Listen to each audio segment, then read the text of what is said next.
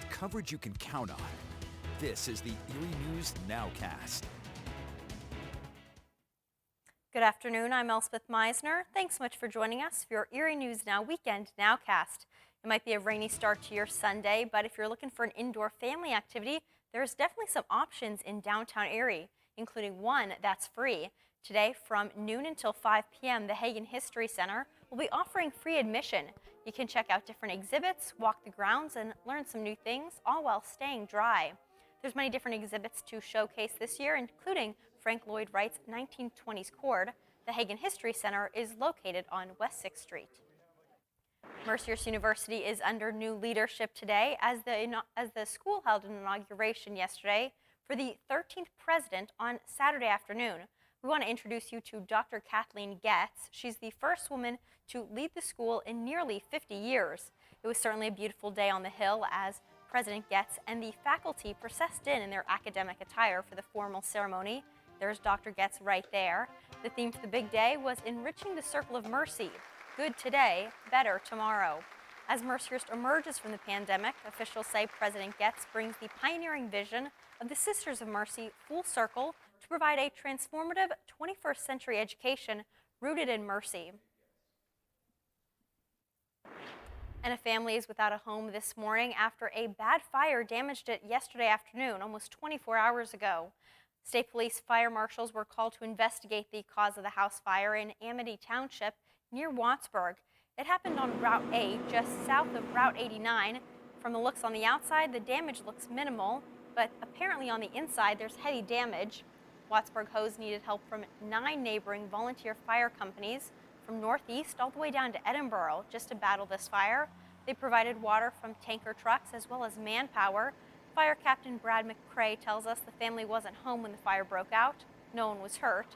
There's no word yet on what started this fire. And imagine biking for miles, day after day, all for a good cause. Well, one man is doing that, and he stopped in Erie today. Meet Mark Scotch. He's biking just under 1,600 miles from Massachusetts to Wisconsin, all to raise awareness for kidney disease. Scotch himself donated a kidney and wanted to show people that even by donating, it doesn't hold you back in life. He also shared what caused him to set out on this big journey.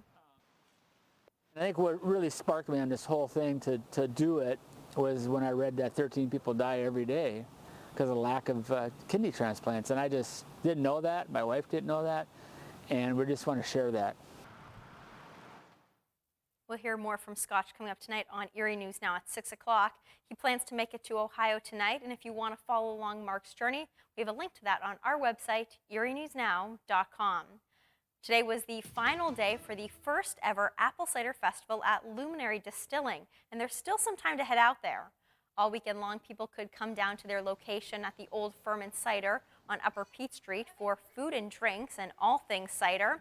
There's also live music and lots of local vendors if you want to take something home with you. Organizers said they had good crowds on Saturday and Sunday morning, especially a lot of people came out for their Sunday brunch. They hope it becomes a staple in the upcoming years. This is our first one. I know there's been some apple cider festivals that have happened with Furman's in the past, but we're hoping to reignite that tradition and have something that sticks around for a few years to come. And they're looking to start rolling out apple cider in all different country fair locations all over the area in the upcoming weeks. Last night was a night to celebrate athletes at Fort LaBeouf's Wall of Fame ceremony. The 1970 and 1971 girls basketball, volleyball, and softball teams, the first girls to compete athletically at Fort LaBeouf history, were all honored last night in addition to athletes from this year. Our Isley Gooden has the story.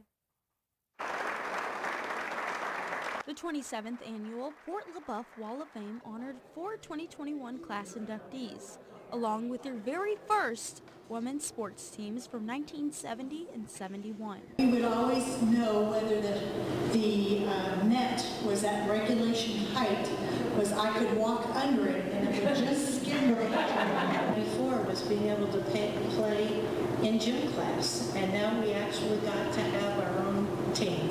It was a lot of fun, and that is what I would like to pass on to those athletes who are playing now. Make it fun.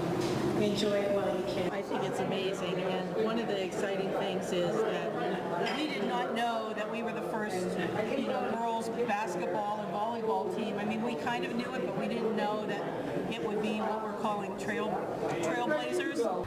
They hope that this inspires the next generation of athletes, knowing that only 50 years ago, the women's sports department had just begun. I think it's really important to tie the legacy that they left with the student athletes of today, to know that there are role models out there and that there's things to celebrate in being successful both in the classroom and as an athlete.